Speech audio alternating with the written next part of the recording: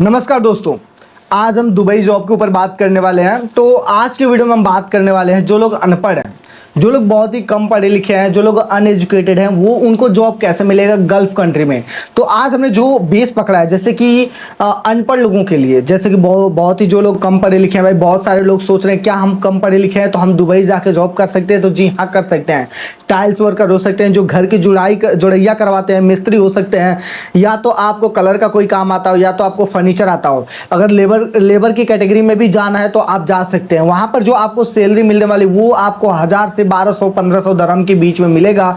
और वहां पर आप जा सकते हो, और दिए गए नंबर पर जो है आप व्हाट्सअप भी कर सकते हैं। अगर आपको इन दुबई जाना है तो वहां पर आप जा सकते हैं। देखो, दुबई जाना बहुत ही ईजी है। या तो आप जो है, जो आपके आसपास एरिया में लोग रहते हैं उनसे आप कांटेक्ट कर सकते हो, वो आपको जिस कंपनी में काम कर रहे हैं वहां पर आपको बुला सकते हैं। या तो फिर आपके पास और भी अलग अलग ऑप्शन होते हैं कि आप किसी एजेंट के थ्रू जाएं। लेकिन एजेंट लोग के थ्रू अगर आप जाते हैं तो 1,00,000-2,00,000 रुपए से ऊपर का जो है आपसे चार्ज लिया जाएगा। लेकिन आपको जो ये नंबर दिख रहा है, इस दिए गए नंबर के थ्रू जाते हैं, तो अगर आप उनको बताते हैं कि आप हमारे चैनल से गए, अभिषेक शाहनी चैनल से गए हैं, तो आपको वहां पर डिस्काउंट मिलता है और आपसे कम चार्ज लिया जाएगा।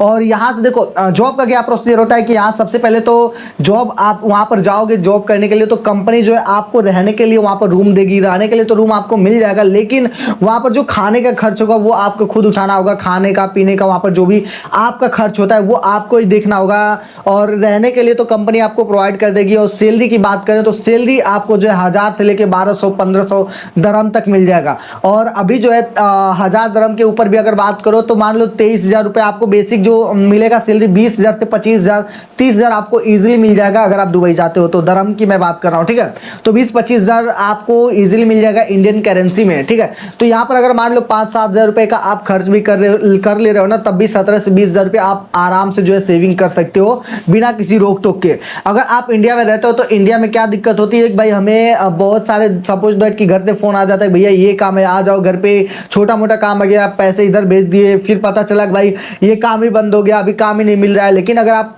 जैसे दुबई लोग जाते हैं, जो बड़ी कंपनियों में जाते हैं, तो वहां पर क्या होता है, उनका हमेशा काम चलता रहता है, क्योंकि उनकी कोई एक साइट नहीं होती, बहुत सारी साइट होती है, तो सारी साइट चलती रहती है। अगर मान लो कि कोई एक काम इधर का बंद हुआ और यहाँ पर जो लेबर है, जो काम करने वाले मिस्त्री हैं, तो उनको वो लोग क्या करते हैं, दूसरी साइड पर जो है शिफ्ट कर देते हैं। तो इस तरीके से क्या होता है कि आपको एकोमोडेशन का जो है, रहने का कोई टेंशन नहीं होता है। और अगर आप किसी इनके थ्रू जाते हो, जो नंबर हमने आपको दिया है, तो इसमें क्या होगा कि आपको जो है एडवांस पेमेंट यहाँ पर आधा, आपको भी पता है प्रोसीजर। सपोज दैट एक हम ओवरऑल लेके चलते हैं कि अगर आपसे कोई 70-80 हजार रुपए चार्ज करता है, तो सपोज दैट एक पकड़ लेते हैं 80 हजार रुपए अगर आपसे कोई ले रहा है, तो 40,000 आपको एडवांस देना होता है। उसके बाद आपका विजिट वीजा लगता है, आप वहां पर पासपोर्ट भेजते हो, उसको देते हो, जो भी नंबर दिया उनसे आप बात करते हो, तो आपको वहां पासपोर्ट उनको देना है। पासपोर्ट जब आप उनको दे देते हो तो उसके बाद वो जो है कंपनी के पास पासपोर्ट भेज देते हैं। कंपनी वाले वहां से आपके पासपोर्ट पर जो है वीजा लगा के देंगे। वीजा आपको वर्क वीजा वाला नहीं मिलता है, ये विजिट वीजा लगा के आप लोग को जाना पड़ता है। सभी लोग विजिट वीजा के ऊपर जाते हैं। जब आप विजिट वीजा के ऊपर आप वहां पर चले जाओगे,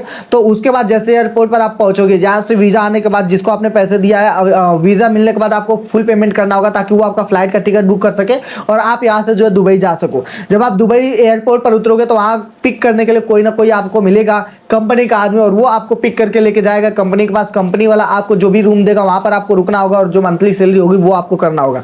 लेकिन एक चीज याद रखना, अगर आप जाते हो दुबई और 2-3 महीने बाद सोचते हो कि आपको जो है आना है, चाहे किसी भी काम में जाओ, किसी भी एजेंट के थ्रू जाओ, कि आपको वो कंपनी को छोड़ना, वहां से आप छोड़ के आ रहे हो, तो ये बहुत ही मुश्किल होता है कंपनी, क्योंकि उसी टाइम पर आपसे एग्रीमेंट साइन करवा लेती है और आपका पासपोर्ट अपने पास जब्त कर लेती है।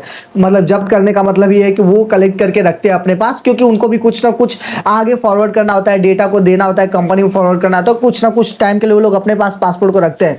और कंपनी को आप वैसे छोड़ के नहीं आ सकते एग्रीमेंट साइन करने के बाद, क्योंकि एग्रीमेंट में लिखा होता है पूरा कि अगर आप कंपनी को छोड़ते हो तो इतना आपको जुर्माना देना पड़ेगा, इतना फाइन पे करना पड़ेगा उनकी कंपनी को छोड़ने का। क्योंकि बेसिक आपको पता है, किसी का काम कर रहे हो, काम छोड़ के जाओगे भैया, वहां पर किसी ना किसी को तो रखना पड़ेगा ना लेबर को। अब इंस्टेंट में उनको काम करने वाला तो मिलेगा नहीं, इसलिए वो लोग फाइन कुछ ना कुछ कंपनियां रखती हैं। तो वो जब आप पेमेंट करते हो तो वो आपको ही पे करना होगा, तभी आप उस कंपनी को छोड़ के जो है, और उसके बाद दुबई से वापस आने के लिए भी खुद वो आपको खुद से फ्लाइट लेना पड़ेगा।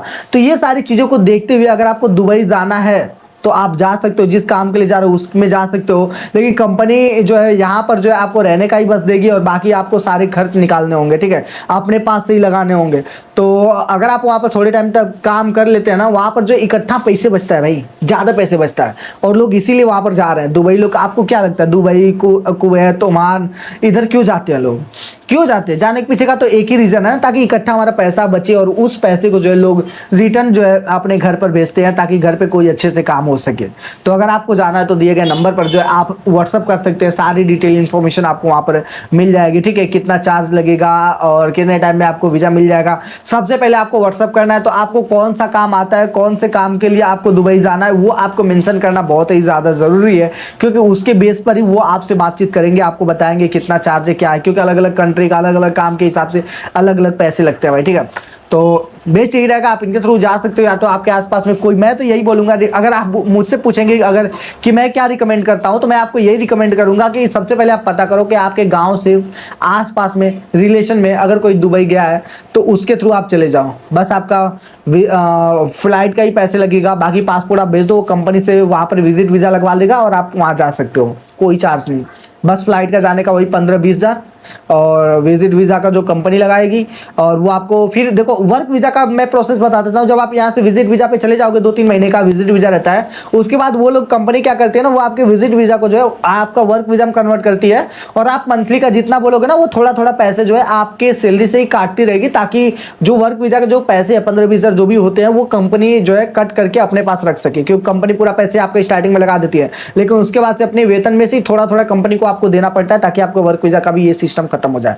उम्मीद है कि इस वीडियो में आपको कुछ ना कुछ इन्फॉर्मेशन मिली होगी, जानकारी मिली होगी। अगर वीडियो अच्छी लगी हो तो आप हमारे चैनल को सब्सक्राइब करें। हम आपसे मिलते हैं किसी और नए वीडियो में किसी और नए अपडेट के साथ। Okay, bye bye and take care.